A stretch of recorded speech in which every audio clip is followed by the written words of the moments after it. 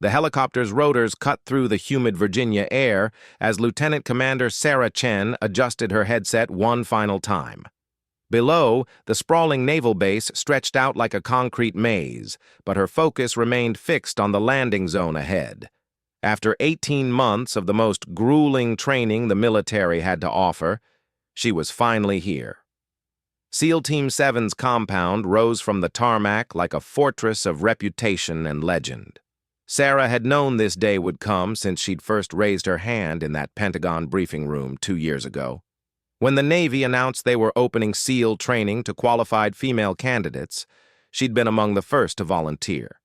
Not because she had something to prove to the world, but because she'd spent her entire career knowing she belonged in places others said she didn't.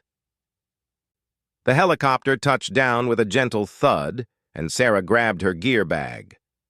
The pilot, a grizzled chief petty officer with 20 years of service etched into his weathered face, turned back to her with what might have been sympathy or amusement. "You sure about this, Lieutenant Commander? Word is these boys aren't exactly rolling out the welcome mat." Sarah shouldered her pack and met his gaze. "I've never been more sure of anything in my life, Chief."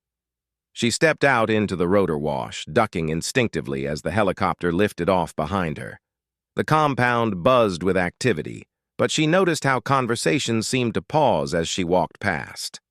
Eyes followed her movement, some curious, others openly skeptical. She'd expected this.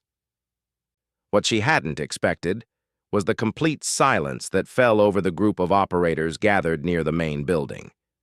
Master Chief Petty Officer Jake Morrison stepped away from the cluster of SEALs, his imposing frame casting a long shadow across the asphalt. At 6'4", with arms that looked like they could bend steel, he embodied everything civilians pictured when they thought of elite special operations. His reputation preceded him wherever he went. 3 combat deployments, countless classified missions, and a Bronze Star with V device for valor under fire.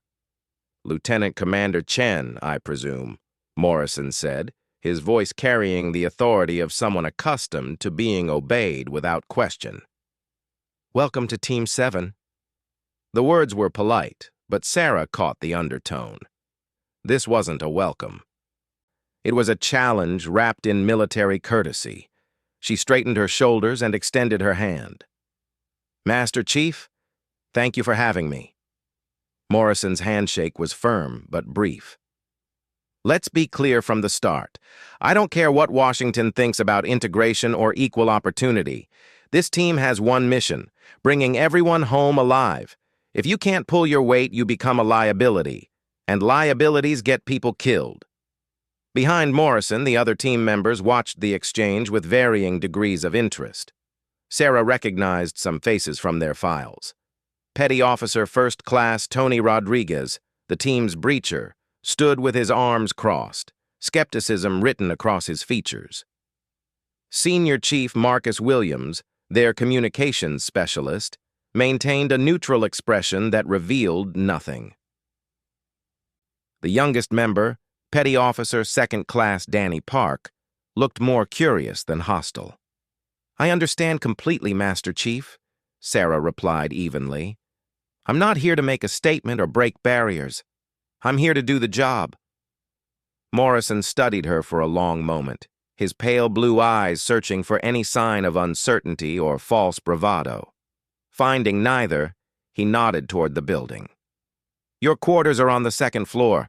We brief at 0600 tomorrow. Don't be late." As the group dispersed, Sarah caught fragments of whispered conversations. Words like experiment and political correctness drifted through the air, but she kept her expression neutral. She'd faced skepticism before, from drill instructors who thought she'd wash out of officer candidate school to submarine crews who'd never worked with a female officer. Each time she'd let her performance speak louder than her words. Her room was Spartanly furnished but clean. A single bed, a desk, a wall locker, and little else. She unpacked methodically, placing her gear exactly as she had during Bud S training. Every item had its place, every piece of equipment maintained to perfection. Tomorrow would bring challenges she couldn't fully anticipate, but she could control her preparation. A knock on the door interrupted her thoughts. She opened it to find Petty Officer Park standing in the hallway, looking somewhat uncomfortable. Up close, he appeared even younger than his file suggested, probably no more than 24 or 25. "Ma'am, I just wanted to say—" "Well, some of us are glad you're here," he said quietly, glancing around to make sure no one was listening. "I know it's not popular to say, but I think it's about time." Sarah appreciated the gesture, but she also recognized the danger it represented.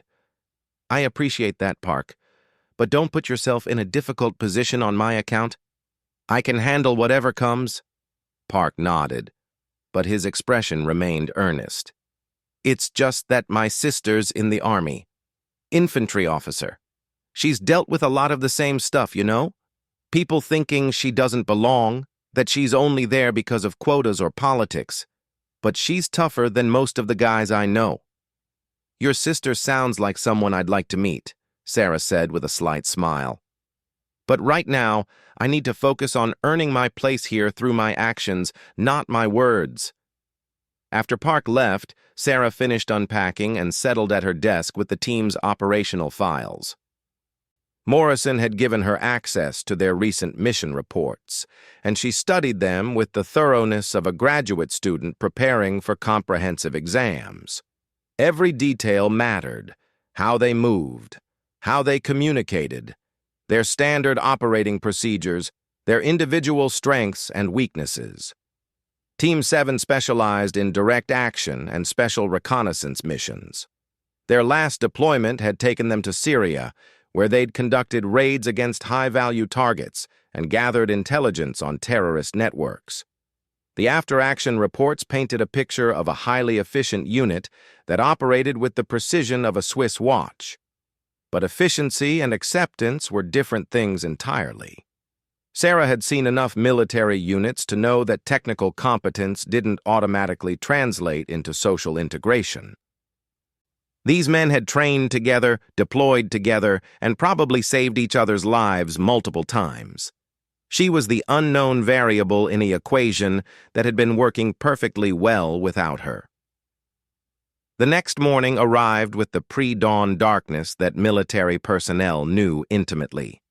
Sarah was dressed and ready 30 minutes before the scheduled brief, a habit ingrained through years of military service. Better to be ridiculously early than 1 second late. The briefing room held the familiar smell of coffee and testosterone that seemed to permeate every military facility she'd ever entered. Morrison stood at the front with a PowerPoint presentation already loaded, while the rest of the team filtered in with varying degrees of alertness. Rodriguez looked like he'd barely slept, while Williams appeared as fresh as if he'd just stepped out of a recruitment poster. "Gentlemen, and lady," Morrison began, the pause deliberate enough to make his point without being overtly disrespectful. "We have a new mission tasking from JSOC. Intelligence indicates a high-value target has been located in a compound outside Ramadi. We're looking at a potential capture or kill operation." Sarah listened intently as Morrison outlined the mission parameters. The target was a bomb maker, responsible for several IED attacks that had killed American soldiers. Intelligence suggested he was meeting with other terrorist operatives at a fortified compound in a hostile urban environment. The mission would require precise timing, flawless execution, and the ability to adapt quickly if things went wrong. "Chen," Morrison said suddenly, his voice cutting through her concentration, "what's your assessment of the compound layout based on the satellite imagery?" Sarah stood and approached the screen, aware that every eye in the room was focused on her response. The satellite photos showed a rectangular compound with multiple buildings, high walls, and limited entry points. She studied the images for several seconds, processing the tactical implications. "The compound has 3 obvious entry points, but I'd recommend against using any of them," she said, pointing to the locations on the screen. "They're too predictable and easily defended. However, the north wall shows signs of recent construction. The shadows suggest it might be lower than the other walls, and there's a blind spot from the guard towers. Morrison raised an eyebrow. Interesting. What makes you think the construction is recent? Sarah moved closer to the screen, highlighting specific details in the imagery. The concrete appears lighter in color than the surrounding structures, and there's disturbed earth along the foundation line. Additionally, the surveillance cameras are positioned to cover the traditional entry points, but not this section of the wall. It suggests they fortified the obvious approaches, but may have overlooked this area. Rodriguez leaned forward, his skepticism apparent. That's a lot of assumptions based on shadows and color variations. What if you're wrong? Then we adapt, Sarah replied without hesitation. But intelligence gathering is about making informed assessments based on available data. The risk of using the obvious entry points almost certainly outweighs the risk of my assessment being incorrect. Morrison nodded slowly. Williams, what's your take on the communication setup? The senior chief stepped forward, but Sarah noticed he glanced at her analysis of the compound before beginning his own assessment. Based on the antenna arrays visible in the imagery, they're running standard civilian communications gear. Nothing sophisticated, but they'll have enough capability to coordinate with external support if we trigger their alarms. The briefing continued for another hour, with each team member contributing their expertise to the mission planning process. Sarah found herself drawn into the collaborative effort, her inputs sought and considered alongside those of the more experienced operators. It felt natural, the way military planning was supposed to work when ego didn't interfere with effectiveness. After the briefing, Morrison approached her as the others filed out. Not bad for your first day, Chen. You've got good eyes for terrain analysis. Thank you, Master Chief. I've spent a lot of time studying satellite imagery and aerial reconnaissance photos. Morrison studied her for a moment, his expression unreadable. This isn't training anymore. If we go on this mission, lives depend on every decision we make. Are you ready for that responsibility? Sarah met his gaze directly. I've been ready since the day I raised my hand for this assignment. We'll see, Morrison replied, but there was less skepticism in his voice than there had been the day before. Gear inspection at 1400 hours. Make sure everything's perfect. The afternoon gear inspection proceeded like a ritualized ceremony. Each piece of equipment was examined, tested, and verified according to standards that bordered on obsessive. Sarah's gear passed inspection without comment, which she took as a positive sign. In the military, no news was often good news. That evening, she found herself in the team's common area, a combination lounge and informal meeting space where the operators gathered during downtime. Williams was cleaning his rifle with the methodical precision of someone who'd performed the task thousands of times. Rodriguez worked on a crossword puzzle, while Park watched a basketball game on television. Mind if I ask you something, ma'am? Williams said without looking up from his weapon. Sarah settled into a nearby chair. Shoot. What made you want to do this? I mean, you could have had any assignment in the Navy. Why put yourself through all this? It was a fair question, and Sarah had asked herself the same thing during the darkest moments of Bude-S training. I joined the military to serve my country in the most effective way possible. This is where I can have the greatest impact. Rodriguez looked up from his crossword. But you had to know it would be harder for you than for us, not just the physical stuff, but all the other complications. Sarah considered her response carefully. These men were testing her, but not in a malicious way. They genuinely wanted to understand what motivated her, and their acceptance might depend on her honesty. Everything worthwhile is difficult, she said finally. I've never looked for the easy path. And I've never expected anyone to lower standards for me. I'm here because I believe I can contribute to the mission, not because I want to make a political statement. Park muted the television. My sister says the hardest part isn't proving you're good enough. It's proving you're one of the team. Your sister sounds like a smart woman, Sarah replied. Being good at your job and being trusted by your teammates are two different things entirely. Williams finished reassembling his rifle and looked directly at her. Trust is earned through shared experiences, combat mostly. Until we've been in a firefight together, you're still an unknown quantity. The comment hung in the air like an unspoken challenge. Sarah understood the implications perfectly. No amount of training or credentials could substitute for the bond forged under enemy fire. These men trusted each other with their lives because they'd proven themselves when everything was on the line. "I understand," she said simply, "and I'm ready to earn that trust whenever the opportunity comes." Morrison entered the common area, carrying a cup of coffee and a folder of mission updates. "Change of plans, people. The Ramadi mission has been moved up. We deploy in 72 hours. The casual atmosphere evaporated instantly, replaced by the focused intensity Sarah had witnessed during the morning briefing. This was what separated elite units from conventional forces, the ability to shift from relaxation to combat readiness in the space of a heartbeat. "What's the urgency?" Rodriguez asked, setting aside his crossword. Morrison opened the folder, revealing updated intelligence reports. "Our target is planning to move locations. We have a narrow window to hit the compound before he disappears into the general population." Sarah felt a familiar surge of adrenaline, the same sensation she'd experienced before every significant challenge in her career. This was what she'd trained for, what she'd sacrificed everything to achieve. The chance to prove herself alongside the best operators the military had to offer. "Final mission planning session at 0800 tomorrow," Morrison continued. "I want everyone sharp and ready. This is the real deal, people." As the team dispersed to prepare for the accelerated timeline, Sarah caught Morrison's eye.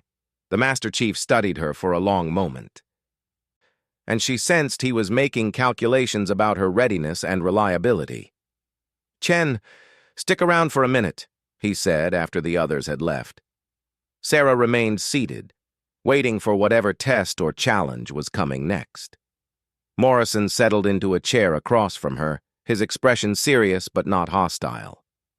"I'm going to be straight with you," he began. "Half this team thinks you're here as some kind of experiment.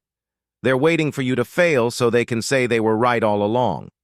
The other half is willing to give you a chance, but they're watching every move you make." Sarah nodded, unsurprised by the assessment. "And what do you think, Master Chief?" Morrison took a sip of his coffee before responding. "I think you've got the skills and the attitude to succeed. But I also think this mission is going to test you in ways that training never could. Are you ready for that?" "I've been ready since the day I decided to become a SEAL," Sarah replied with quiet confidence. "We'll find out soon enough," Morrison said, standing to leave. "Get some rest. Tomorrow we start final preparations, and once we're wheels up, there's no going back." Alone in the common area, Sarah reflected on the path that had brought her to this moment. Every obstacle overcome, every barrier broken, every moment of doubt conquered had led to this opportunity. Tomorrow would bring new challenges, but tonight she felt ready for whatever lay ahead.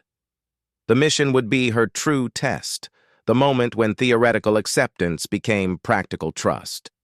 She'd trained for years to reach this point. And now the time for preparation was almost over. Soon, her words would matter far less than her actions, and her actions would determine not just her own fate, but the fate of her teammates as well. The transport plane's engines hummed with mechanical precision as Sarah checked her equipment one final time. Across from her, the other members of SEAL Team 7 conducted their own pre-mission rituals. Rodriguez methodically inspected each piece of his breaching equipment, while Williams ran through radio checks with obsessive attention to detail. Park cleaned his rifle's optics for the third time in an hour, nervous energy radiating from his young frame. Master Chief Morrison moved through the aircraft's cargo bay like a predator surveying his territory. His presence commanded absolute authority, even in the cramped confines of the military transport. Sarah had watched him during the final mission briefings, noting how he balanced confidence with caution, aggression with precision. This was a man who'd survived countless operations by never leaving anything to chance. 30 minutes to drop zone, the loadmaster announced over the intercom, his voice barely audible above the engine noise. Sarah felt the familiar pre-combat mixture of anticipation and focus, settling over her like a comfortable blanket. This was the moment she'd trained for through months of grueling preparation, through every obstacle course, every live fire exercise, every simulated mission that had pushed her beyond what she'd thought possible. The updated intelligence reports painted a clearer picture of their target. Ahmed Hassan al-Masri wasn't just another bomb maker hiding in the desert. He was a former Iraqi military engineer who'd turned his expertise toward creating increasingly sophisticated improvised explosive devices. His bombs had killed 17 American soldiers and wounded dozens more. Tonight, that killing spree would end. Morrison caught her eye and gestured for her to approach his position near the aircraft's communication station. Sarah moved carefully through the cramped space, maintaining her balance as the plane encountered minor turbulence. "Last chance to back out, Chen," Morrison said quietly, his voice carrying no judgment or pressure. "Once we hit the ground, there's no room for hesitation or second thoughts." Sarah met his gaze steadily. "I'm not backing out, Master Chief. I'm exactly where I need to be." Morrison nodded, but his expression remained serious. "This isn't a training exercise. If shooting starts, people die. If you freeze up or make the wrong decision, it might be one of us who doesn't come home." "I understand the stakes," Sarah replied. "I wouldn't be here if I weren't ready for them." The Master Chief studied her for several more seconds before returning to his mission planning. Sarah knew this was likely his final assessment of her readiness.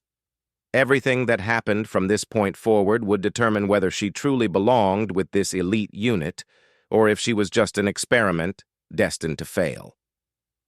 20 minutes later, the aircraft began its descent toward the drop zone.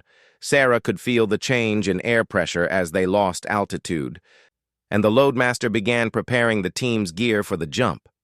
Parachute insertions were routine for SEAL teams, but night jumps into hostile territory carried additional risks that demanded perfect execution. "Equipment check," Morrison called out, initiating the final pre-jump sequence. Each team member conducted a thorough inspection of their teammates' gear, looking for any detail that might compromise the mission. When Williams examined Sarah's parachute and equipment loadout, she noticed his inspection was particularly thorough. Not because he doubted her packing skills, she realized, but because he was taking responsibility for her safety the same way he would for any other team member. "You're good to go," Williams said with a slight nod that carried more meaning than the simple word suggested. The aircraft's rear cargo door began opening, revealing the black expanse of the Iraqi desert below. Wind rushed through the cabin with a howling intensity that made conversation impossible without shouting. Sarah moved into position in the stick formation, her place in the jump order carefully calculated to ensure team cohesion during the descent. Morrison appeared beside her, his face painted with the same camouflage pattern that covered her own features. In the dim red light of the cargo bay, they all looked like warriors preparing for ancient battle rather than modern special operations soldiers. "Remember your training," Morrison shouted over the wind noise. "Trust your equipment, trust your teammates, and execute the mission exactly as planned." Sarah nodded her understanding. The green light illuminated above the door, and the team began their exit sequence. One by one, the SEALs disappeared into the darkness below. When her turn came, Sarah stepped to the edge of the aircraft and looked down at the invisible landscape rushing past. For a brief moment, she felt the weight of everything that had led to this point. Then she jumped. The initial shock of leaving the aircraft gave way to the controlled fall that every paratrooper knew intimately. Sarah counted off the seconds until her chute deployed, feeling the familiar tug as the canopy filled with air and slowed her descent. Around her, the other team members maneuvered their parachutes toward the designated landing zone, their movements coordinated despite the darkness. The landing came sooner than expected, and Sarah executed a textbook parachute landing fall, rolling to dissipate the impact energy. Within seconds, she was on her feet, gathering her chute and moving toward the predetermined rally point. The desert floor was harder than anticipated, baked by months of relentless sun into an almost concrete-like surface. Morrison materialized out of the darkness like a ghost, his movement so quiet that Sarah barely heard his approach, despite knowing he was coming. The rest of the team assembled with the same phantom-like precision, each operator taking his assigned position in their defensive formation. "Sound off," Morrison whispered into his radio, using hand signals to coordinate the team's movement toward their objective. One by one, each team member confirmed his status and readiness. When Sarah's turn came, she keyed her radio with the same professional composure she'd maintained throughout the entire operation. "Bravo 4 ready," she reported, using her call sign for the first time in an actual combat mission. The compound lay 3 kilometers across the desert floor, a journey that would test every aspect of their training and preparation. The team moved in a tactical formation that maximized their security while maintaining the speed necessary to reach their objective before dawn. Sarah found herself settling into the rhythm of movement that had been drilled into her through countless training exercises. The desert landscape offered little concealment, but the team used every available feature to mask their approach. Small ridges, scattered rocks, and patches of scraggly vegetation provided momentary hiding spots as they closed the distance to their target. Sarah's night vision equipment revealed a stark, alien world painted in shades of green and black. After 2 hours of careful movement, they reached the final observation point overlooking the compound. Through her night vision scope, Sarah could see the target building clearly for the first time. The intelligence photos hadn't fully captured the fortress-like nature of the structure, with its high walls, guard towers, and heavily reinforced entrance gates. Morrison signaled for the team to take up observation positions while he conducted a final reconnaissance of their objective. Sarah found herself paired with Rodriguez for overwatch duty, positioning their rifles to cover the compound's primary escape routes. The breacher seemed more relaxed now that they were in position, his earlier skepticism replaced by professional focus. "You see that guard post on the northeast corner?" Rodriguez whispered, pointing toward a barely visible structure on top of the compound wall. Sarah adjusted her scope and located the position he'd indicated. "I count 2 guards, possibly a third in the shadows. Looks like they're rotating every 30 minutes. Rodriguez nodded approvingly. "Good eyes. We'll need to time our breach to coincide with the guard change. Creates a brief window when their attention is focused internally." Morrison returned from his reconnaissance with updated intelligence that changed their tactical approach.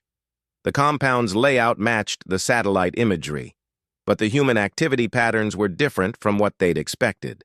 Instead of the small security force suggested by intelligence reports, they were facing nearly a dozen armed guards, plus an unknown number of occupants inside the main building. "We're looking at a significantly reinforced target," Morrison explained quietly, gathering the team around him for a final briefing. "Either our intelligence was wrong, or they've increased security in anticipation of our arrival." Williams keyed his radio to contact their command center, requesting updated guidance given the changed circumstances. While they waited for direction from higher headquarters, Sarah studied the compound through her scope, looking for tactical advantages they might have missed.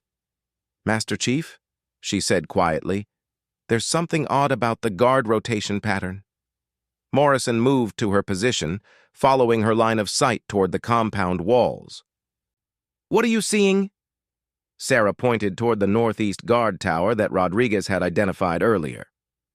The guards up there aren't following standard security protocols. They're too focused on the approaches from the south and west. It's like they're expecting trouble from a specific direction. Morrison studied the compound for several minutes, watching the guard movements with the experienced eye of someone who'd conducted dozens of similar operations. Gradually, a pattern emerged that confirmed Sarah's observation. The guards were positioned to repel an attack from the most obvious approach routes, but they'd left gaps in their coverage that a skilled team could exploit. "You're right," Morrison said finally.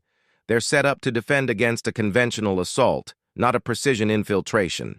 Chen, what's your assessment of the north wall approach we discussed during planning?" Sarah shifted her scope to examine the area she'd identified during the satellite imagery analysis. The lower wall section was even more promising than she'd initially thought. Not only was it outside the guards' primary field of observation, but it also provided access to the compound's utility area where they could move with minimal detection. "It's our best option," she said confidently. "The wall height is manageable, the approach route offers concealment until the final 50 meters, and we'd enter the compound in an area where civilian foot traffic would be expected during daylight hours." Morrison nodded, but before he could respond, Williams received the updated guidance from their command center. The mission parameters remained unchanged despite the increased security presence. They were authorized to proceed with the capture or elimination of their primary target, but rules of engagement required minimizing civilian casualties and avoiding unnecessary confrontation with local security forces. "We go with Chen's plan," Morrison decided, surprising Sarah with his quick acceptance of her tactical assessment. "Rodriguez, can you breach that wall section without alerting the entire compound?" The breacher studied the target area through his own scope before responding. "I can make it work, but I'll need someone to provide overwatch while I set the charges. Close-range security in case things go wrong." Morrison looked directly at Sarah. "Chen, you're with Rodriguez. Williams and Park will provide long-range overwatch from this position. I'll coordinate the assault once we're inside the compound." Sarah felt a surge of adrenaline as she realized Morrison was entrusting her with a critical role in the mission's success. Rodriguez's safety would depend on her ability to detect and neutralize any threats during the breach operation. It was exactly the kind of responsibility she'd trained for, but also the kind that could end careers if executed poorly. The team began moving toward their assault positions, using the pre-dawn darkness to conceal their final approach to the compound. Sarah found herself crawling across rough desert terrain alongside Rodriguez, their movements synchronized to avoid detection by the guards above. Every few meters, she paused to scan their surroundings through her night vision scope, looking for any sign that their approach had been compromised. The wall loomed larger as they closed the final distance, its concrete surface weathered by wind and sand, but still formidable. Rodriguez examined the construction with professional interest, running his hands along the base to determine the best placement for his breaching charges. Sarah maintained her overwatch position, her rifle ready to engage any threat that might emerge. "This is going to be louder than I'd like," Rodriguez whispered, preparing his explosive charges with practiced efficiency. "Once I blow this wall, we'll have maybe 2 minutes before every guard in the compound converges on our position." Sarah checked her rifle one final time, ensuring that her scope was properly calibrated and her ammunition was readily accessible. "How much time do you need to set the charges?" 3 minutes, maybe 4 if I encounter complications." Sarah keyed her radio to update Morrison on their progress. The Master Chief acknowledged her report but remained silent about the team's status, maintaining radio discipline that would prevent their communications from being intercepted by hostile forces. As Rodriguez worked on placing his charges, Sarah noticed movement in one of the guard towers that hadn't been visible from their previous observation position. A lone sentry was moving along the wall, conducting what appeared to be a random patrol, rather than following the structured pattern they'd observed earlier. "We've got a roving guard," she whispered to Rodriguez. "Single individual, moving along the east wall toward our position." Rodriguez paused in his work, looking up at her with concern. "How long before he reaches us?" Sarah tracked the guard's movement through her scope, calculating his speed and direction. 4 minutes, maybe 5 if he stops to check something along the way. "I need at least 3 more minutes to finish the charges," Rodriguez replied, returning to his work with increased urgency. Sarah adjusted her position to maintain visual contact with the approaching guard while keeping Rodriguez covered. This was the kind of tactical problem that training had prepared her for, but the stakes were dramatically different when real lives hung in the balance. If she made the wrong decision, the entire mission could be compromised. The guard continued his patrol, moving with the casual confidence of someone who didn't expect to encounter any threats. Sarah could see that he was young, probably no more than 25, carrying an assault rifle with the familiarity of someone who'd used it before. As he drew closer to their position, she had to make a critical decision about how to handle the situation. Killing the guard would eliminate the immediate threat, but might alert other security forces when he failed to report in. Allowing him to discover their position could compromise the entire team's safety. Sarah weighed the options quickly, her training and instincts combining to produce a clear course of action. She keyed her radio with a brief, coded message that alerted Morrison to the situation without revealing specific details to anyone who might be monitoring their communications. The Master Chief's response was immediate and unambiguous: neutralize the threat with minimal signature. Sarah settled into a firing position that would allow her to engage the guard silently if necessary. Her rifle was equipped with a suppressor that would reduce the sound signature, but any shot carried the risk of alerting other security personnel. The guard continued his approach, now less than a minute away from discovering their position. At the last possible moment, the guard's radio crackled with an incoming message that caused him to stop and respond. Sarah couldn't understand the Arabic conversation, but the guard's body language suggested he was receiving new instructions that would take him away from their immediate area. After a brief exchange, the guard turned and began walking back toward the main compound, leaving Rodriguez free to complete his breaching preparations. Sarah maintained her overwatch position until the threat had moved well beyond their operational area. "Charges are set," Rodriguez announced quietly, checking his detonator one final time. "We're ready to breach on your signal." Sarah confirmed the guard's position was no longer a factor, then keyed her radio to alert Morrison that they were prepared for the assault phase of the mission. The Master Chief's response came immediately, authorizing them to proceed with the breach. "Execute!" Morrison's voice crackled through her earpiece. Rodriguez triggered the explosive charges with professional precision. The blast illuminated the desert landscape for a brief moment, revealing the stark beauty of the terrain around them. When the smoke cleared, a perfectly sized hole had been opened in the compound wall, large enough for the team to enter quickly but small enough to avoid unnecessary structural damage. Sarah moved through the breach first, her rifle ready to engage any immediate threats on the other side of the wall. The utility area beyond was exactly as she'd anticipated, based on the satellite imagery analysis. Storage containers, maintenance equipment, and utility pipes provided excellent concealment for their entry into the compound proper.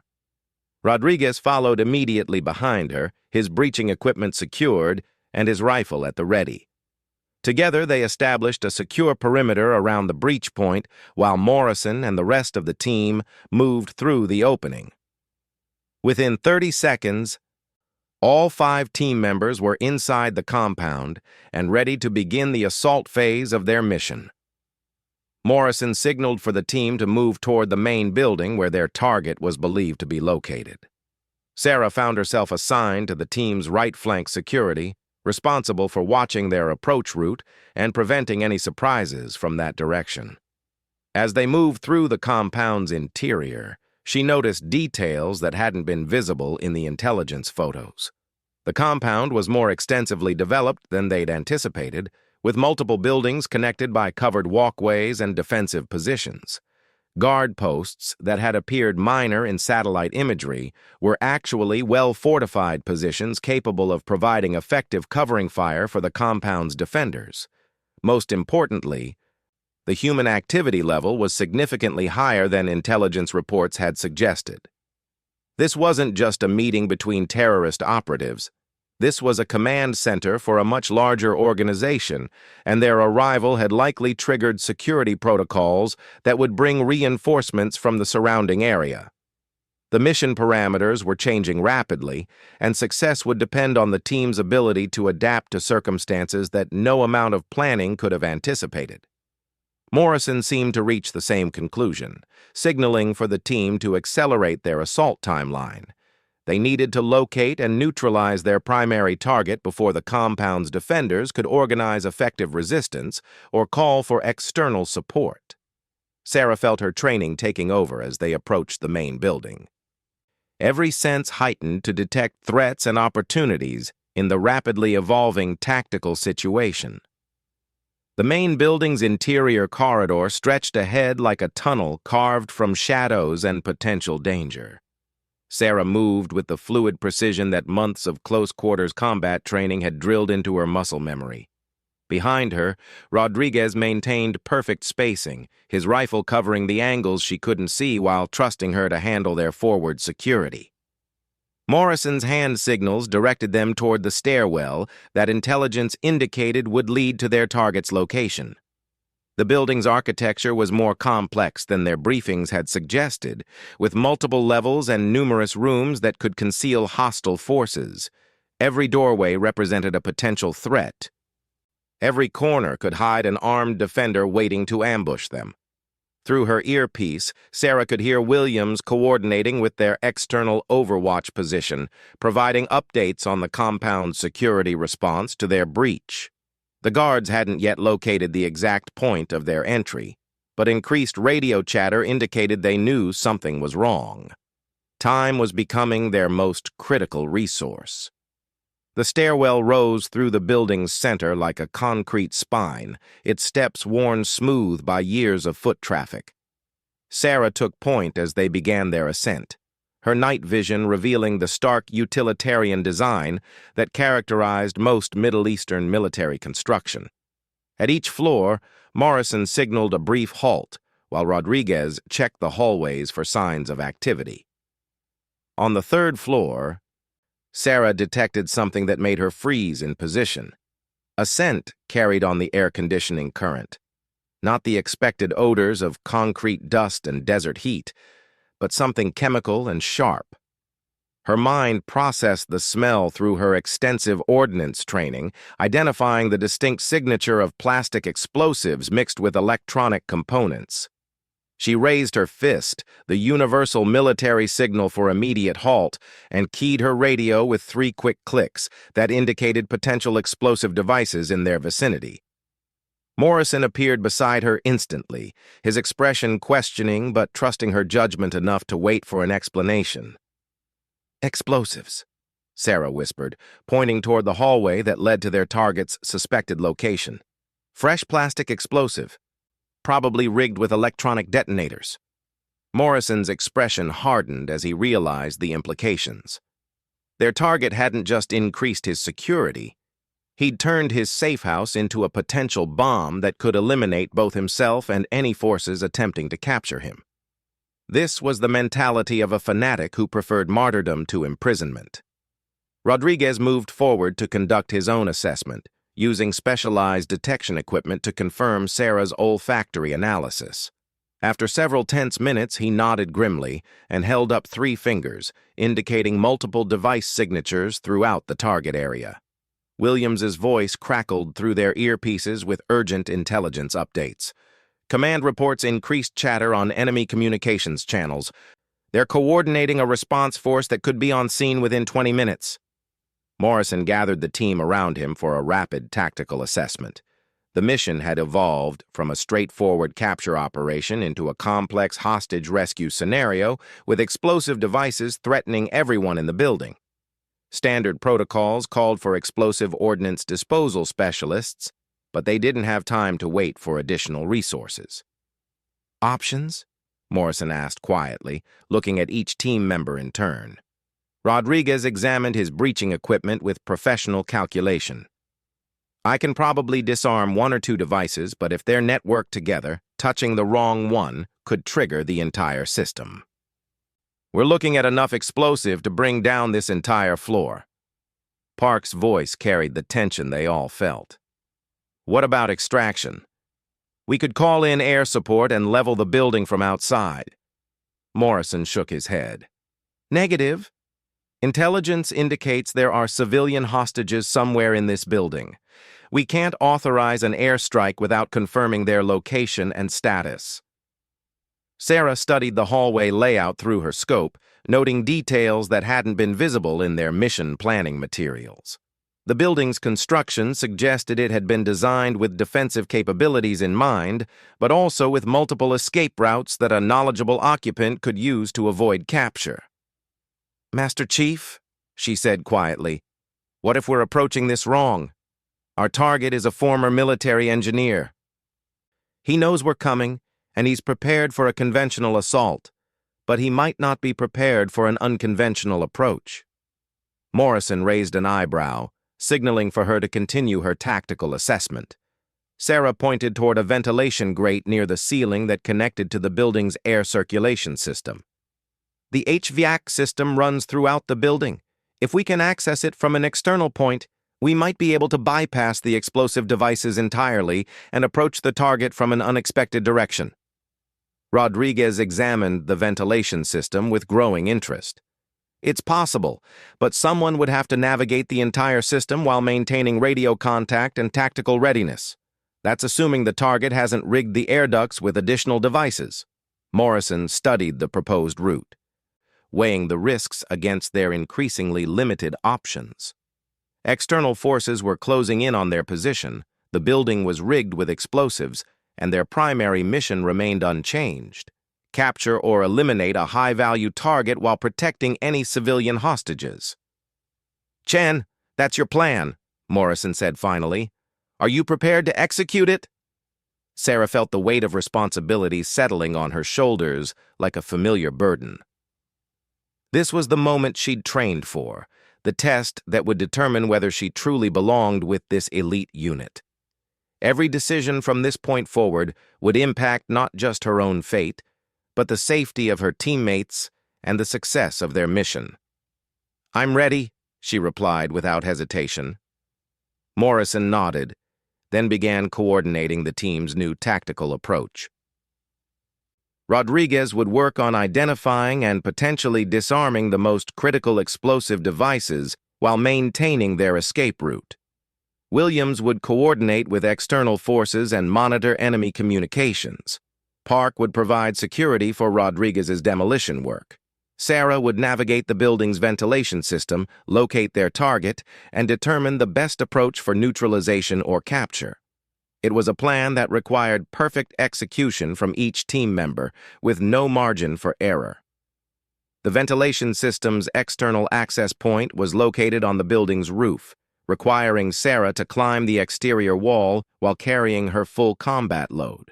The rough concrete surface provided adequate handholds, but the climb demanded physical strength and mental focus that pushed her training to its limits. Below her, the compound's security forces continued their search for intruders, their flashlights creating moving patterns of light across the desert floor. The roof access grate was secured with standard bolts that yielded easily to her multi-tool. Sarah lowered herself into the ductwork with careful precision, ensuring that her equipment didn't create noise that might alert building occupants to her presence. The air shaft was larger than she'd anticipated, allowing her to move in a low crawl rather than the uncomfortable belly slide she'd expected. Through her earpiece, she could hear Rodriguez providing updates on his explosive device assessment. The bombs were indeed networked together, but they appeared to be designed for manual detonation rather than automated triggering. This suggested their target intended to use them as a final resort rather than an immediate tactical weapon. The ventilation system's layout became clearer as Sarah navigated through its branching passages. She could hear voices below her, speaking in Arabic with the urgent tones of people under pressure. Her language training allowed her to understand fragments of the conversation, references to American soldiers, discussions of escape routes, and what sounded like arguments about whether to detonate the explosive devices immediately. Through a ventilation grate, Sarah caught her first glimpse of their target. Ahmed Hassan al-Masri looked exactly like his intelligence photos, but his demeanor was more desperate than the confident bomb maker they'd expected to encounter. He was arguing with two other men about their response to the American assault, his voice rising with each exchange. More importantly, Sarah could see 3 civilian hostages in an adjacent room. 2 appeared to be local contractors who'd been working in the compound when the security alert began. The third was a woman whose clothing suggested she might be a family member of one of the compound's occupants. All 3 were bound and guarded by armed men who seemed increasingly agitated as reports of the American breach reached them. Sarah keyed her radio with a soft sequence of clicks that conveyed the intelligence about hostage locations to Morrison. The Master Chief's response was immediate. Proceed with caution, but maintain focus on the primary mission objective. The presence of civilians complicated their tactical options but didn't change their ultimate responsibility. From her position in the ventilation system, Sarah had an unobstructed view of the target room and its approaches. Al-Masri was positioned near a table that held what appeared to be the detonation controls for the building's explosive devices. 2 armed guards flanked the room's entrance, while a third man monitored radio communications from a position near the windows. Sarah assessed her tactical options with the methodical precision her training had ingrained. A direct assault through the ventilation grate would surprise the occupants, but would also expose her to immediate return fire from multiple directions. However, her position gave her visual intelligence that could be crucial for coordinating a team assault. She began sketching the room's layout on a piece of paper from her tactical notepad, documenting the positions of all personnel, equipment, and potential threats. This intelligence would allow Morrison to plan a coordinated assault that maximized their chances of success, while minimizing risk to both team members and civilians. As she worked, Sarah overheard a conversation that changed everything about their mission. Al-Masri wasn't just planning to detonate the building's explosives, he was coordinating a much larger attack that would target American forces throughout the region. The compound contained detailed intelligence about U.S. patrol routes, base security procedures, and planned operations that could be used to orchestrate devastating attacks. This intelligence had to be captured intact, which meant they couldn't simply eliminate Al-Masri and extract. They needed to secure his computer systems, communication equipment, and any physical intelligence materials before the compound's defenders could destroy them. Sarah keyed her radio to provide Morrison with an updated intelligence assessment using coded phrases that conveyed the critical nature of her discoveries without revealing specific details that might be intercepted. The Master Chief's response indicated he understood the implications. The mission parameters were expanding to include intelligence gathering, along with their original capture objective. Through the ventilation grate, Sarah watched Al-Masri become increasingly agitated as his communications with external forces revealed the scope of the American assault. He was realizing that his compound had been compromised by a professional military unit, not the local security forces he'd prepared to handle. The bomb maker moved toward his detonation controls, his intention clear. Rather than allow himself to be captured, he planned to destroy the building and everyone in it, including the civilian hostages and any American soldiers who might have penetrated his defenses. Sarah made a split-second decision that would define the rest of her military career. Instead of waiting for Morrison's coordinated assault, she kicked out the ventilation grate and dropped into the room with her rifle ready. The surprise was complete. Al-Masri spun toward the unexpected threat, his hand reaching for the detonation controls while his guards scrambled to bring their weapons to bear on the American soldier who'd appeared from nowhere. "Step away from the controls," Sarah shouted in Arabic, her rifle trained on the bomb-maker's center mass. "Hands visible, no sudden movements." Al-Masri's eyes widened as he realized he was facing a female American soldier. His cultural prejudices and operational assumptions had never prepared him for this possibility. The confusion bought Sarah precious seconds as his guards hesitated, uncertain about engaging a woman in combat. "You don't understand," Al-Masri said in heavily accented English, his hand still hovering near the detonation controls. "I will kill everyone in this building rather than be captured by Americans." Sarah kept her rifle steady, aware that one wrong move could trigger the explosive devices and kill everyone in the compound. "Your choice, but those civilian hostages don't deserve to die for your politics." Through her earpiece, she could hear Morrison coordinating the team's assault on the building's lower floors. They were moving as quickly as possible, but reaching her position would take several more minutes. Those minutes would determine whether the mission succeeded or failed catastrophically. Al-Masri seemed to be calculating his options, weighing his ideological commitment against his survival instincts. The presence of a female soldier had clearly disrupted his psychological preparation for this moment, creating uncertainty where he'd expected clarity. One of his guards made the decision for him, swinging his rifle toward Sarah's position. She engaged immediately, her training taking over as she fired 2 precise shots that dropped the threat before he could complete his weapon manipulation. The sound of gunfire echoed through the building like thunder, alerting everyone to the location of the confrontation.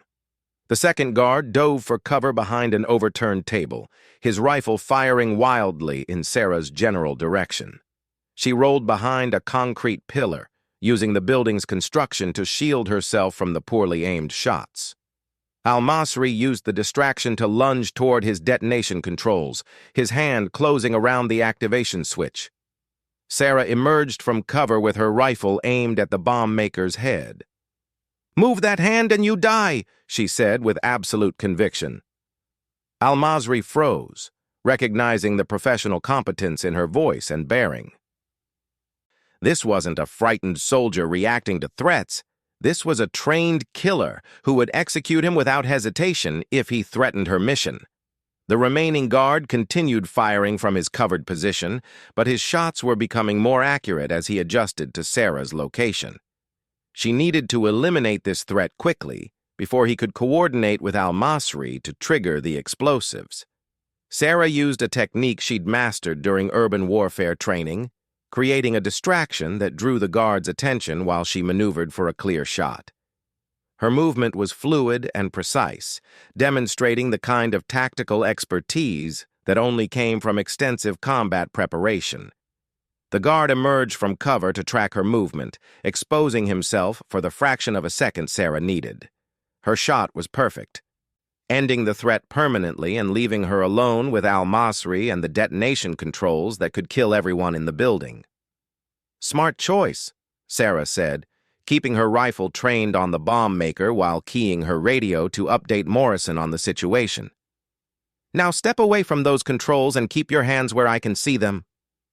Al-Masri complied reluctantly, his expression revealing the internal conflict between his ideological programming and his survival instincts. Sarah could see him evaluating his remaining options, looking for any opportunity to complete his martyrdom mission. Morrison's voice crackled through her earpiece with the most welcome words she'd ever heard. "Bravo 4. We have secured the lower floors and are moving to your position. Maintain containment on the target." Relief flooded through Sarah, but she maintained her tactical focus on Al-Masri and the threat he still represented. The mission wasn't complete until the target was in custody and the explosive devices were neutralized. Any lapse in concentration could still result in catastrophic failure. The sound of combat boots on stairs announced the arrival of her teammates.